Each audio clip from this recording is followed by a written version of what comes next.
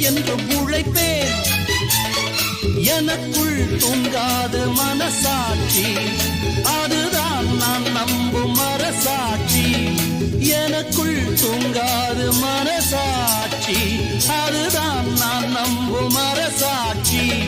பாடும்போது தென்றல் நானே, ஓடும்போது கங்கை நானே, துள்ளி துள்ளி ஆடும் சின்ன பிள்ளையும் நானே.